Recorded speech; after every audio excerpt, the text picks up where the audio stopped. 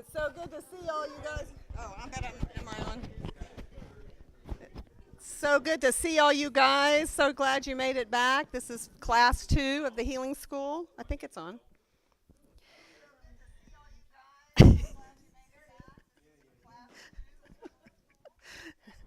And one of the first things we want to do is give some testimonies from healings that people got from last week. So I just want to also say, we want to encourage everyone to testify if God has done something for them, because God gets the glory for that. But we also absolutely don't want you to feel pressured to report something that didn't happen. If you don't feel pressured in any way to say something, that you got healed of something. If you didn't, that's not what this is about. We just want you to be true. Tell us what really happened, and we'll know that really happened. And so, anyway, I want to ask Bob Hernandez if he'll come up here. Well, we need the camera to shine on you to show you how you're walking without a cane, without a back brace. Tell us about what happened to you. I don't know what happened. I wore a back brace. I've been wearing it for over a year.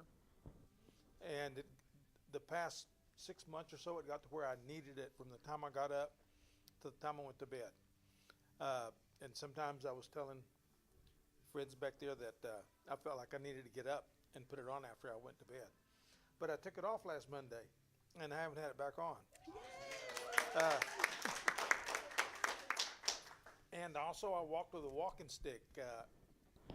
This time a year ago, I thought I was going to have to use a walker. Wow. So, Wow. And then I got a little bit better because I had a bunch of stuff going on, but I've been using a walking stick or a cane, either one, and I preferred the walking stick. It was just easier.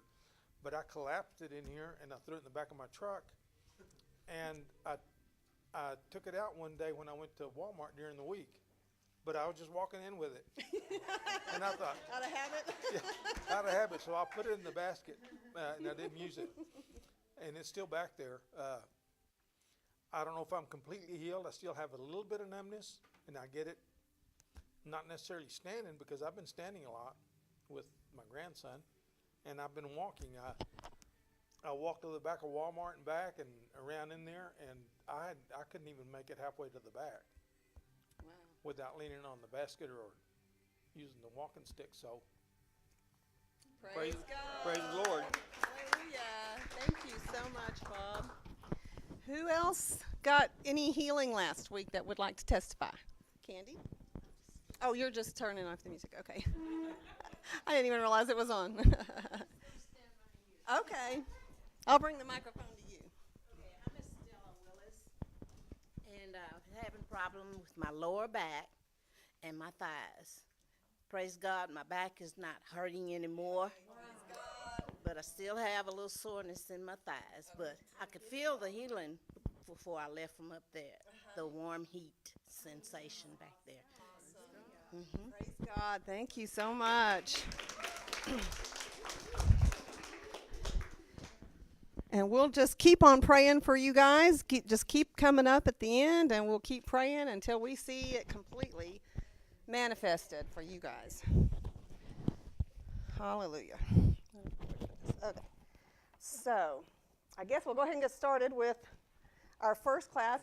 We have the school divided into 2 sections. Part 1, we'll talk about nutrition and how to take care of our bodies in the natural. And then we take a break, and part 2 will be where we talk about the spirit and soul realm of our being, because we are a tripart being. We are a spirit, we have a soul, we live in a body. We need to be whole and well in all 3 areas to fully be whole and well. So today's class, we're going to talk about the role that nutrition plays in our health, because it is the number one foundation. It's really the cornerstone of good health. And it's the number one thing of what we call the 8 laws of health. So the 8 laws of health are number 1 is nutrition, 2 is exercise, pure water, getting good rest and sleep, sunshine, fresh air and the quality of the air we breathe, limit toxins and detoxify the body, and limit electromagnetic pollution. So we'll be covering these things eventually over the next few weeks, covering each one. And I think you'll be really pleased to learn some of the things you're going to learn, because I'm learning a lot. In fact, most of tonight is all new material for me. I've been just studying and reading and learning things myself that I'm astounded by, and I think you will be too. So, you know, in our first class, we did talk about the differences between taking a holistic approach and of treating the whole person, spirit, soul, and body, versus, and getting to the root cause of the problem, versus the modern Western approach, which is basically to treat symptoms. So let's talk a little bit about holistic medicine and what that is. According to the National Institute of Health in 1991, so this is a long time ago, this study is, but at least 1/3 of Americans use some form of holistic or alternative medicine. It's also called complementary alternative medicine, and now they're even calling it complementary integrative medicine, because really the goal, the ideal situation would be where we integrate both the science of Western medicine that is good, and the technology and equipment and things they have that are good, along with alternative medicine with, natural things. And so an ideal world would have both of those. And so that's the goal they're trying to accomplish by renaming it the complementary integrative medicine. And this is actually a part of the National Institutes of Health. So they're working towards understanding all of these things and researching them and finding out more. But anyway, they say at least a third of Americans use some form of medicine, alternative medicine. So whether that's taking echinacea for a cold or taking a fish oil capsule, getting a massage, going to a chiropractor, using essential oils, these are all things that they would classify under holistic medicine. Now, there was a little more recent study that was done that said approximately 38%, so about 4 out of 10 adults. I hope, eventually we'll get that more, at least half the people using alternative medicine. And 12% of children, 1 in 9 children, are also given some form of alternative medicine. However, worldwide, this is in America, but worldwide it's a very different picture. Worldwide, up to 80% of the world's population uses alternative medicine as their primary care. They don't really have a lot of the Western medicine we have. So they say 65 to 80% of the world's population, about 3 billion people, rely on alternative medicine. And in 1993, they said American consumers spent almost $1.5 billion on herbal remedies, 10 times more than was spent on over-the-counter sleeping pills from grocery stores and drugstores. That astounded me. And then in Germany, 1 out of 3 drugs is actually an herb. So they're very into it. In a Newsweek magazine article in December 2002, Americans made more visits to holistic healthcare providers than to medical doctors, and spent more money out of pocket to do so, about $30 billion by recent estimates. So it is becoming more mainstream as every year more and more Americans are, waking up and realizing they really have to take charge of their health. Gone are the days where you just go to a doctor and rely on him to do it all for you without you researching and learning and possibly doing some things yourself alternatively. Now, undoubtedly, the best, safest, cheapest, and most effective alternative medicine there is, anybody want to guess? Well, there you go, yeah. That would be the best. Divine healing would be the best, safest, cheapest. But this is part 1. We're talking about nutrition. Our diets. Our diets are, the chief cornerstone of our health. Every cell, every system in your body, every organ is produced from the food we eat.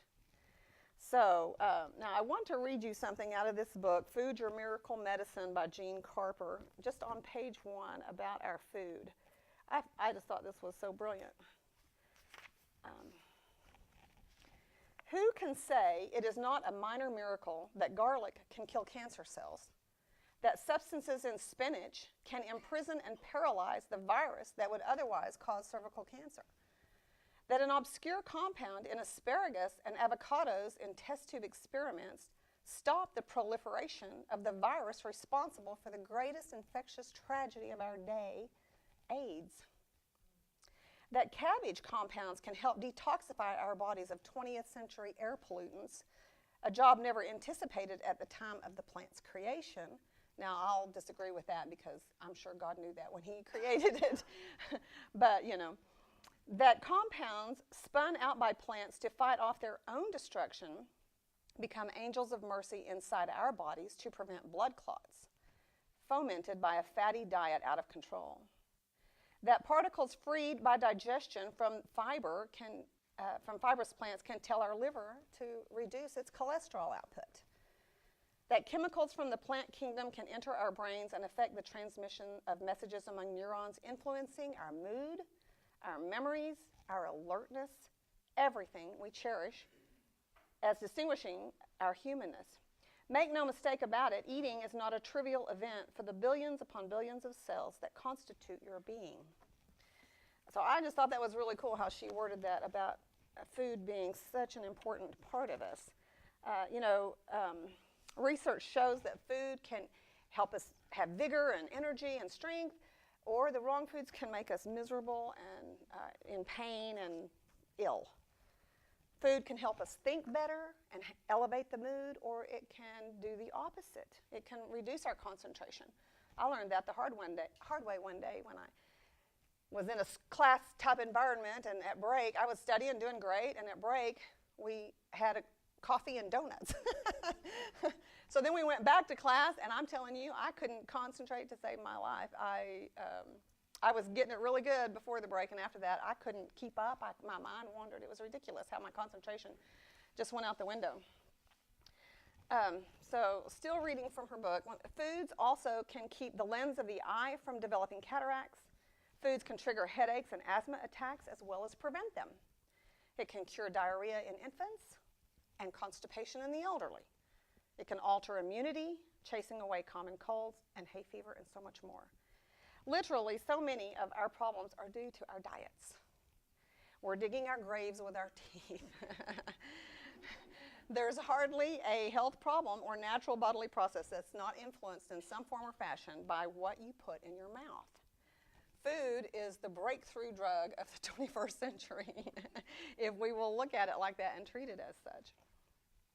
Again, I'm reading from her book. Countless tests confirm that foods can act as anticoagulants, antidepressants, anti-ulcerants, antithrombotics, and analgesics, tranquilizers, sedatives, cholesterol reducers, cancer fighters and preventives, hormones, fertility agents, laxatives, antidiarrheal agents, immune modulators, antihypertensive, diuretics, decongestants, anti-inflammatories.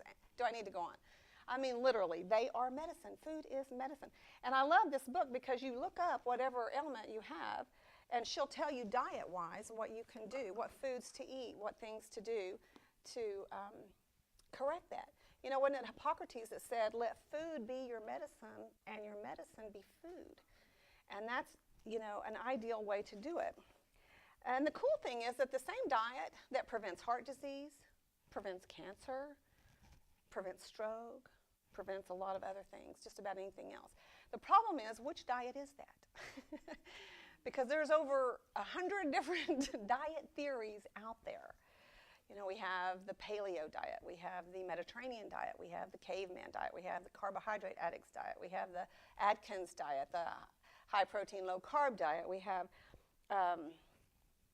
so many diets out there and so many theories out there about how you should eat. Everybody's got one. So how do you really make sense of it all? How do you know what you should be eating? Most of these diets boil down to two different kinds of diets. You have a plant-based diet, like the Mediterranean diet, or you have an animal meat-based diet, which is like the paleo diet. Now, it's interesting. Most of you know me and know that I'm a big fan of the blood type diet, which we are going to talk about some today, but along with other things. But it's interesting that the most common blood types are A and O. And A's should predominantly do a vegetarian type diet, the Mediterranean, where O's will be better on a meat-eating diet. And so it's interesting that those are the two most common diets. And yet you wonder, some people do great on one diet and not another. We've had people come in who, back when Atkins was really popular many years ago, that really did well on it, lost weight, felt good, and others were miserable and bloated and hated it and couldn't stand it and didn't do well. Well, they were probably type A's. They needed the Mediterranean diet, something more like that, a lot of vegetables. So again, with all the theories out there, there's always one person who does well on one and not another. So how do you know which one is the right one for you? It all boils down into what is termed in medicine biochemical individuality. So what this means is no two people are alike. Surprise, surprise. We all know we have different fingerprints, but we have everything about us is unique to us. So whether it is, our hereditary ancestry, heritage, our blood type, our endocrine system, what we inherited again through our parents, different things affect us differently. And I remember a long time ago when I first learned about this biochemical individuality, I was taking a correspondence course on nutrition, and they talked about a study that was done with, mice, and how these mice were quintuplets. They, same parents, same mom and dad, they were quintuplets. So genetically they should have been identical, right? And then they fed them the exact same diet their whole life. But then when they died and they opened them up, they found that the spleen of one would be twice the size of the others. And the heart would be larger in one than the others. And one would already be getting the process of clogging arteries, I think. And so on. There was just so many differences between them all. It was really quite amazing. And that really showed to me how different we all are. So the secret to a healthy diet is choosing the one that's right for you based on your individual type. Ann-Louise Gittleman is a leading nutritionist of our day. She has impeccable credentials. She's written many, many books, one of which is called Your Body Knows Best. And I hunted everywhere and couldn't find my copy of it. But I want to tell you a little bit about what she says in her book, because I found it online and got it that way, and then also her personal story about how she came to learn how these individual diets are important. She says in her book, we all have various inherited tendencies, physical limitations, likes and dislikes, fingerprints, and so on that make us unique and different from everyone else, which is why a one-size-fits-all diet plan doesn't work for everyone. A diet that's right for you should take into consideration your ancestry and genetic heritage, your blood type, your metabolic type, and your body type. The truth is we have to look at factors in our very biology, in our genes, that determine what we should be eating. Imagine an Eskimo on a low-fat vegetarian diet. That wouldn't fly very good. Traditional Eskimo diet, they eat about 10 pounds of meat a day and a lot of animal fat. And yet they have virtually no heart disease or cancer in their diet. But now think about the typical Oriental or Indian diet, where they eat mostly vegetables and rice, a little bit of fish. Would this low-fat, low-protein diet be enough to help the Eskimo survive the harsh weather conditions? No, it would not. Ancient Chinese writings and early Egyptian and Greek physicians all incorporated this concept of our biological uniqueness and personalized nutrition in their regimens.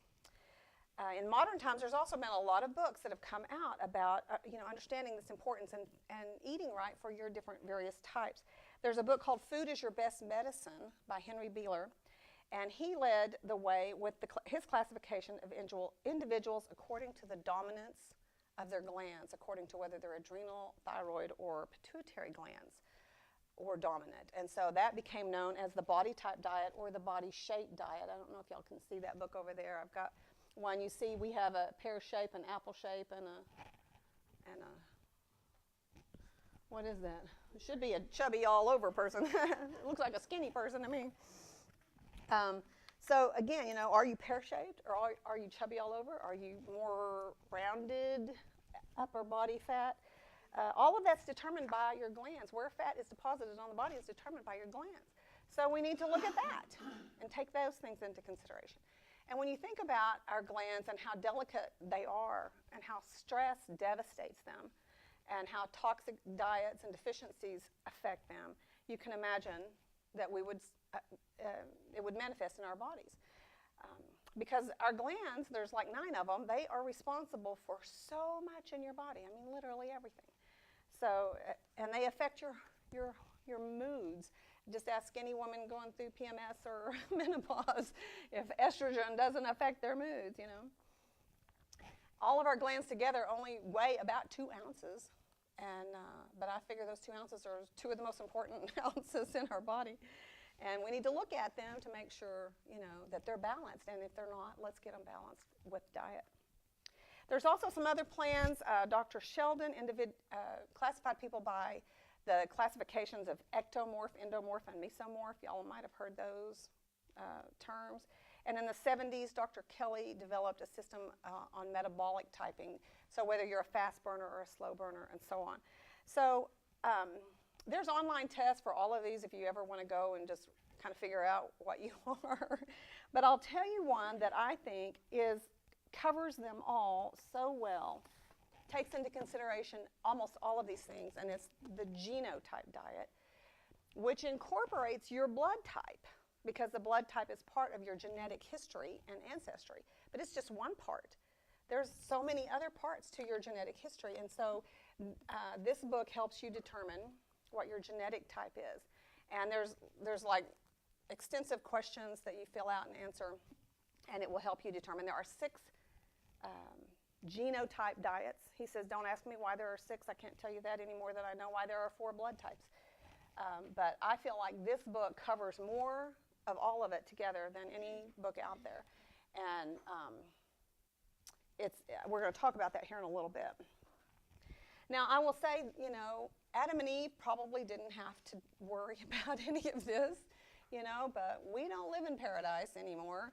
And so we live in a fallen world, and it might behoove us to check into these things. But, you know, now if you're healthy and robust and don't have allergies and have energy and you don't have high blood pressure or high cholesterol or high triglycerides or high blood sugar or joint problems or skin rashes or allergies, yeah, exactly. You're dead. Then maybe you don't need to listen to what I got to say. But you know, if you're like that, obviously you found the thing that's working for you. But for the rest of us, I'll continue talking about all this. You know, the basic principles of healthy eating haven't changed really. You know, we want to eat generous amounts of fruits and vegetables. We want to eat whole foods as close to the nature as possible, not processed foods. And this has been around, you know, forever. And those principles still apply. It's just which vegetables do you eat, which meats do you eat, that we would look at with the genetic type. And also the issue of moderation. You know, a lot of people would take the idea, well, all things in moderation. And, you know, some of that can be true. But the problem is that we tend to realize that pretty soon that moderation is bigger and bigger and takes more of our plate and it fills us up more than anything else. So it's, you know, it's something you got to keep in mind. Now, again, I want to talk to you about Ann Louise Gittleman, the woman who wrote the book Your Body Knows Best, among many other books, but how she came to learn about how we all need different, unique diets. She was studying to become a nutritionist, and in the process, she learned that, you know, basically a vegetarian diet, by all studies, seemed to indicate they had a healthier life. They had less cancer, less heart disease, less cholesterol problems. They didn't live longer. Vegetarians don't live longer. Animal meat people live the longest. But she embraced the whole let's don't eat animals and became a vegetarian. And she was a very good vegetarian. She was very careful to eat healthy. She combined her grains and beans. She made sure she was getting protein. And she was living at the time with a naturopathic doctor and his family. And they were all energetic, robust. They didn't have allergies. There was no problems with them. She was eating the exact same foods they were. And while they were healthy, she began getting weak and sick and tired and anemic, and her hair started coming out. Finally, she went to a doctor to see what was going on, and the doctor told her that her body was literally catabolizing itself. In other words, it was taking the protein out of her blood and out of her muscles to try to get enough protein. And he told her, you have got to go out here and eat some red meat. And she was like, no, I'm careful to combine my grains and beans. And he said, no, you can't do it. You have to have meat. For whatever reason, we don't know. You know, at the time they didn't know. So she went out, ate red meat. Took her about 3 years before she really regained her health. But she realized, I can't be a vegetarian.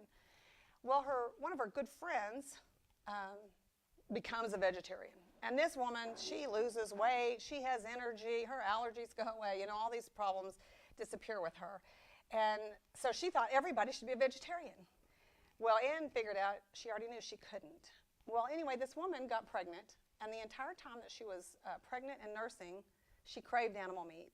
So she did eat meat while she was pregnant and nursing, but when she quit nursing, she lost the desire and went back to being a vegetarian.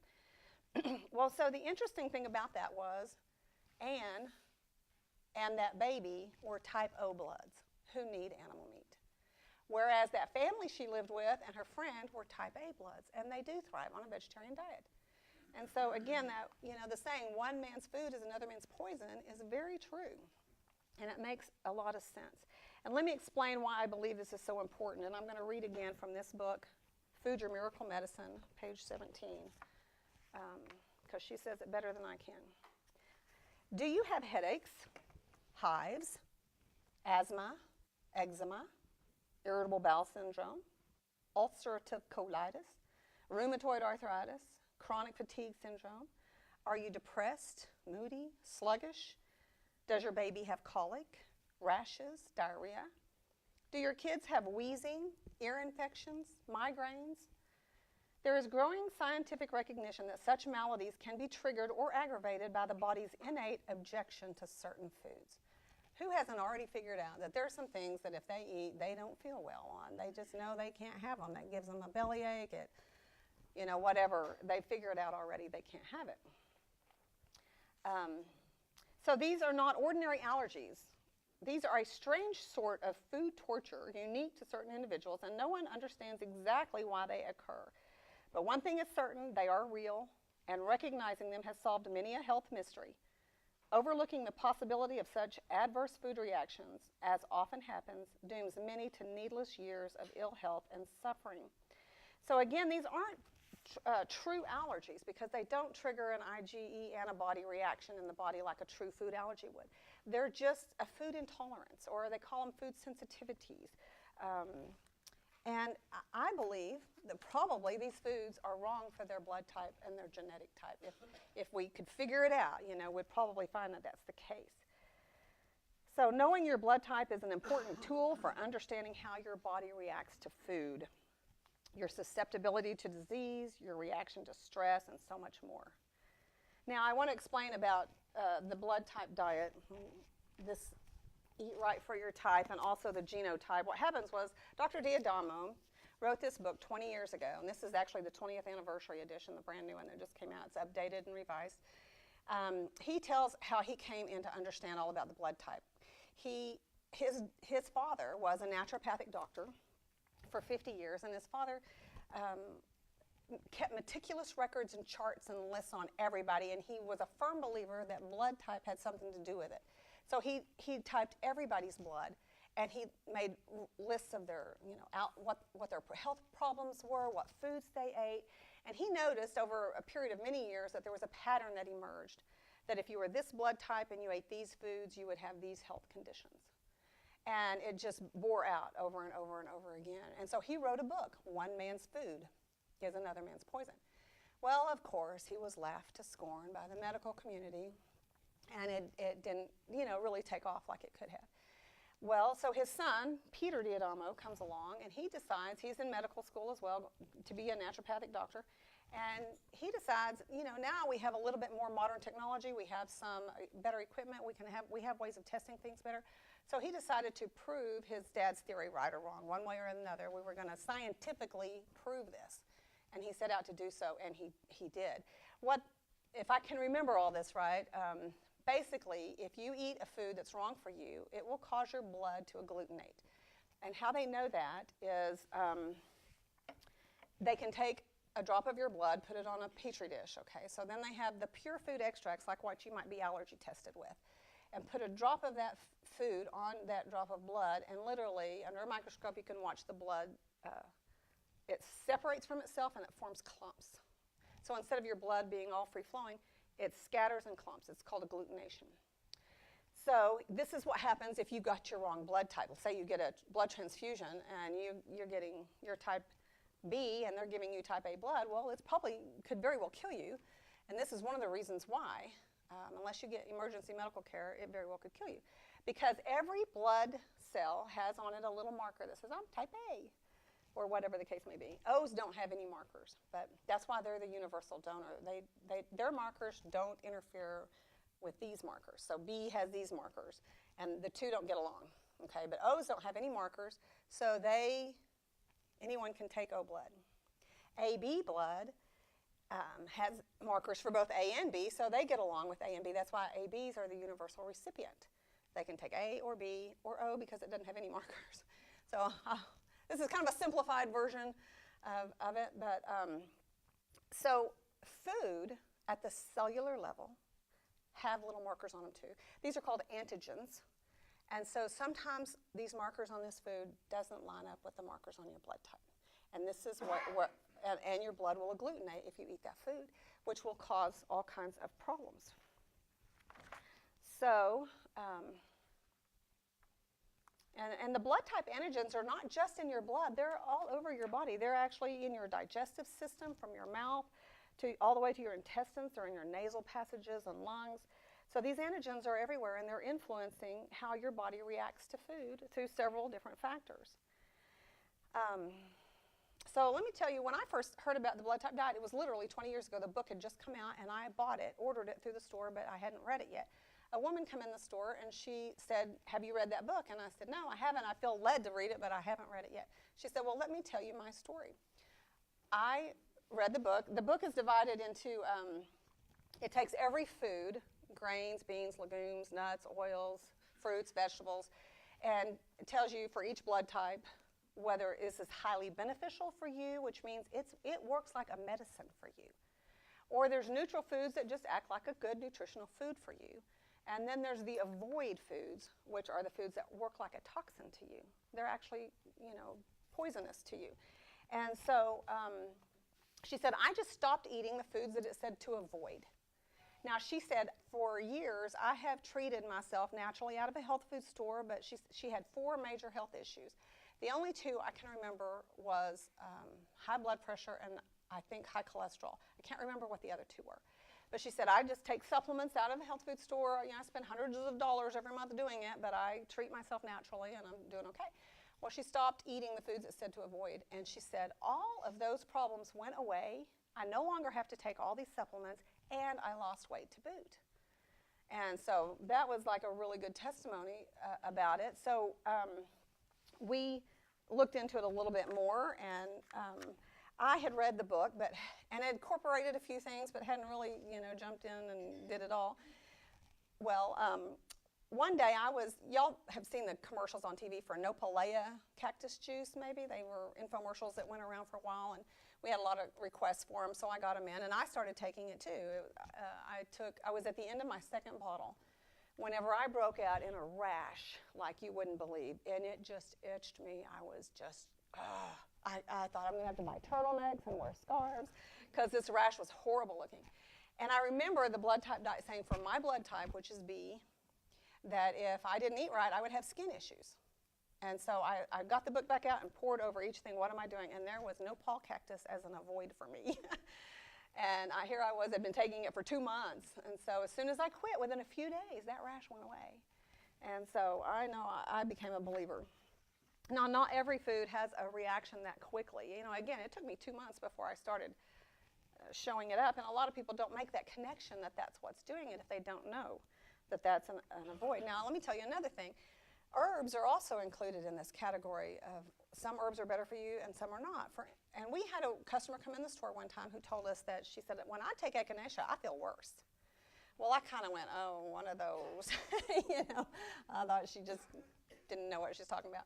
Well, a little while later, we had an employee who was a very intelligent woman, and she also said, when I take echinacea, I feel worse. And I thought, well, I know she's not flaky, so I thought, okay, there's a reason. I don't know why. Well, it turns out echinacea is not good for O-type blood, and Angie was an O-type blood. And so, and O-type does better on other things, but like A's do well on echinacea. They're the ones who just really thrive on echinacea. So this goes even down to what herbs to take. So following the blood type diet isn't all that difficult. There's a few things, I had to give up coffee, and that made a huge difference in me. I'm not supposed to have chicken, which is a really hard thing to do, but turkey is great, and I love it, and so I use that as much as possible. Most of it, though, is just substituting. So, for instance, I'm not supposed to have orange juice, but I can have apple juice or grape juice. I don't care which one I have. I'll take the grape juice or apple juice. I'm not supposed to use peanut oil, but I can have walnut oil. So I just buy that instead. Some of it is just simple. Let's just eat these foods and not these. I can have lima beans, but not pinto beans. So you're not really giving up a lot. You're just making substitutions. And if you're doing something every day for years, and you think about, I think about what I'm doing is helping me and not maybe hurting me and me not know it. I think that's really a good thing to do. I think it's worth checking into. Again, if you're having some health issues, why not look at that? In Ann's book again, Your Body is Your Best Doctor, on page 61. No, wait, hang on a minute. What happened? Did I get these out of order? Oh, my goodness.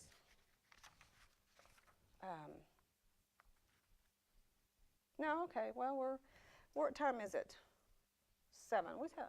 Okay, so in the book, Your Body's Your Best Doctor, she says, did you know that most of the food you buy comes from chemically treated seeds, planted in chemically treated soil, saturated with chemical poisons to kill the insects, refined and processed with a huge number of chemical additives and preservatives of one type or another, and finally packaged or canned with chemical contaminants. So it's no wonder we're all sick and tired and can't get up and go. I had a chart, and I didn't bring it, but I have this chart. We call it the disease span chart. So on one end, it's white. And these people are healthy, they have a lot of energy, they're feeling great. And then it's kind of a light gray, and then it goes to a dark gray, and then it goes to black. Okay. So in between, in the gray areas, we have people who basically, these are where most of us live. We have a lack of energy. We get colds and flus and infections a lot. We have blood sugar problems, high blood pressure problems, and so on. We call them the walking wounded. Their get up and go has got up and left. And they're sick and tired of being sick and tired. And this is where most people live. Most people live in this area. Of course, the black is basically you're approaching death. So we want to live in the white area. And so nutrition is going to be a big part in that. Now, we'll maybe get a little bit more into that later. Is there any questions about anything right now that anybody has? You had one book on diet. Which one is it that you recommend? Well, I think I would go with the blood type diet or the Geno-Type diet. I mean, he wrote both books. 20 years after he wrote this, during that 20 years, he began researching more and more about our genetic ancestry, your heritage. Where did you come from? Who are your ancestors? And he incorporates that into here. So it fine-tunes this, actually. It really personalizes it even more. It customizes it even more. And there's a few changes that are made when you know your genetic type. And again, it's based more on your glands and a lot of other things like that. I like how it incorporates many of these things. It's not just one or the other. So the Geno-Type diet, it's a little process to go through to figure out which one you are, but it's well worth it. And they also have, you can go online to their website and do it all online, and then they will print out for you your foods that you should eat. They even have recipes, menus. It's a fantastic system they have set up. Or you can do it manually with the book. And we also have these Geno-Type kits. I forgot to bring, there's a kit that you can use because you have to measure things. Oh, yeah, and the app. I love the app. On your phones, you can download the Eat Right for Your Type app. And it will tell you, just download it and go to A or B, whatever you are, and it'll tell you what foods you can have and not have. So it's easy to carry around when you go to the grocery store and you're looking to buy fruits and vegetables. Which one, should I get? Just look it up real quick, and it's free. It's a free app. So that's very helpful in fine-tuning your things. And so I do highly recommend that. I really do. I think it's made a big difference. Again, I told you when I started following that, was that 2 years ago? I lost 15 pounds in 3 months and wasn't trying to lose weight. I was not dieting. I was not watching calories and carbs and fat and all that. I was just trying to eat right for my blood type. And weight loss is a natural side effect if you need it. Because what it's doing, it's bringing your body into balance. And that's the goal of nutrition, is to bring our bodies into balance. I would think the Geno-Type to me, is the most customized, personalized diet plan you can get for you. So, any other questions?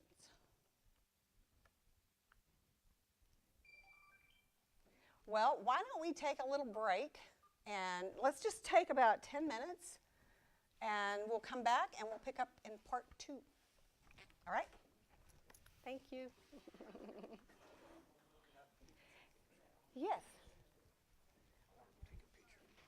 Oh, okay, yeah, the book, yeah.